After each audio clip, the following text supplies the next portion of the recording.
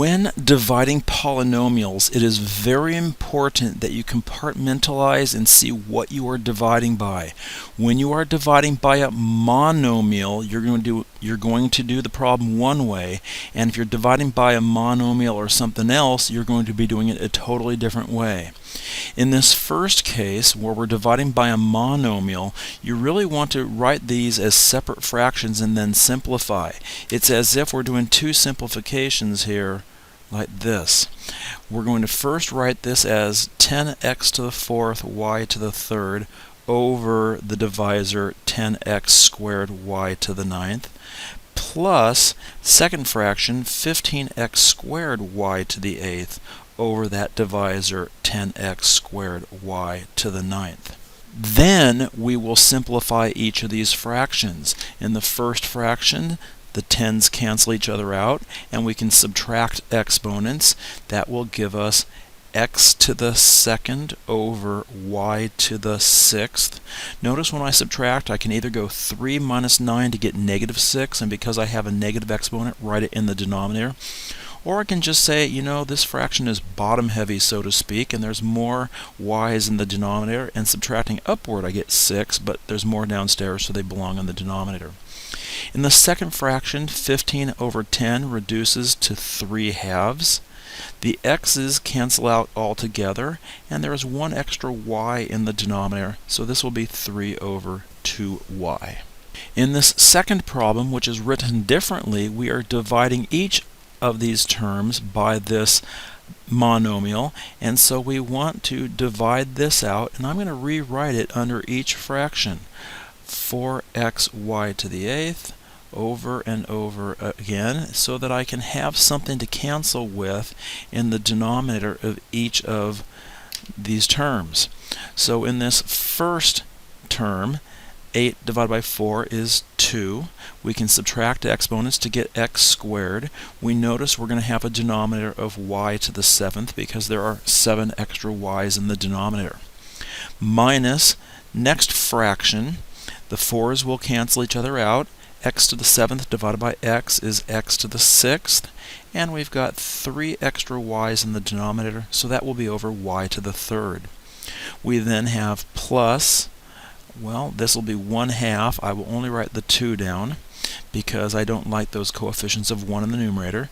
Subtracting exponents with the x's, I will have x and then y to the fourth down in the denominator, and that will be our quotient. When we turn to dividing using long division, which is what we need to do whenever we're not dividing by a monomial, it helps to go back and look at a problem from basic mathematics. Let's take a look at this 512 divided by 31. When you do this problem, you do need to know your multiplication. You ask, how many times does 31 go into 5? It doesn't. How many times does 31 go into 51? Answer, 1 time.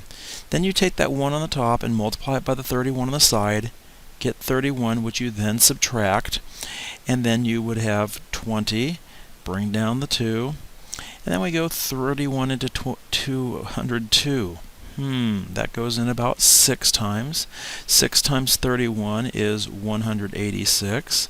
And then again we subtract and get 16.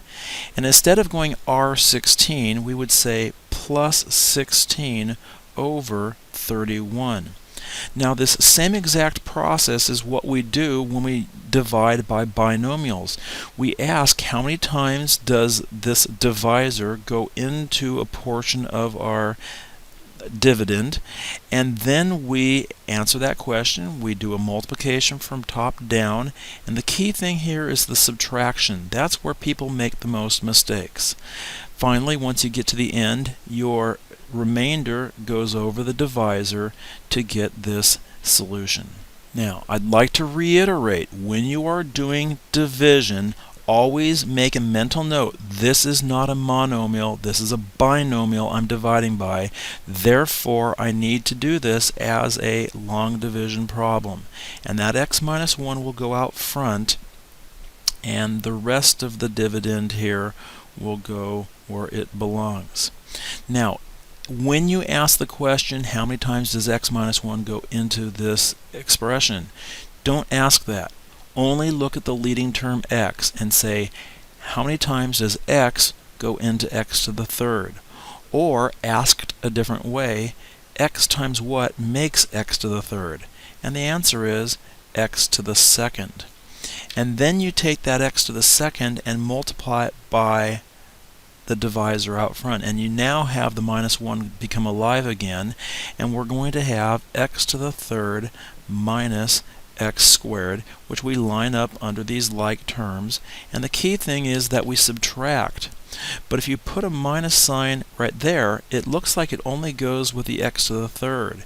You need to distribute that negative and change both of these terms on the next line to the opposite sign, so that you can now add the opposite.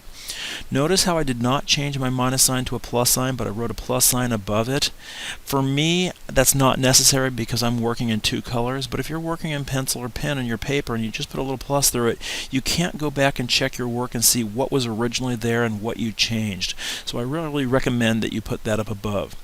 Now we're going to add down as these x cubes disappear. 4x squared plus 1x squared is 5x squared.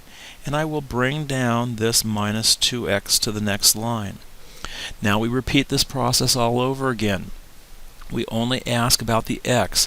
X times what makes 5x squared? Oh, that would be 5x. So we put a 5x up at the top, and we multiply that 5x times each term at the left to make 5x squared minus 5x. Now again, we've got to be very careful that we subtract or add the opposite, so I'm changing both signs in that next row so that I can add that opposite down and have 3x plus 8. Now once again, x out front multiplied by what gives me 3x? Answer, plus 3. And notice my quotient up top here, how it's a nice descending polynomial, which is what we would expect. Now we take that 3, multiply it by each term out front to get 3x minus 3. And then, again, add the opposite, and it looks like we're going to have a remainder of 11, which I will now write as plus 11 over x minus 1. Now, let's go back and think of how you would check a normal division problem. The answer to a normal division problem is checked through multiplication. And if you have something like, let's just make it easy, 32 divided by 5 is equal to 6 remainder 2, you would say, oh, 5 times 6, and then you would add that remainder of 2 on to get to 32 right there. Well, the way we would check our division is multiplication also. We'd have to take this x minus 1 times this quotient x squared plus 5x plus 3, and then add 11 on to get what's under that division bar thingy.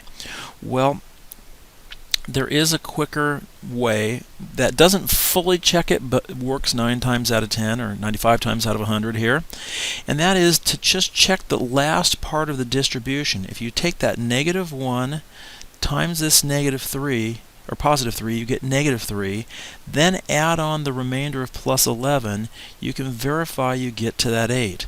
It's basically saying I've got x minus 1 times x squared plus 3 with this remainder of 11 at the end.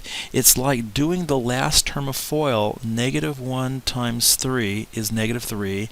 Add on the 11 to get to that positive 8, which should be the last term inside. And if you've made a mistake in your subtraction along the way, that will catch it for you most of the time and tell you, uh-oh, I think I need to go back and recheck my subtraction.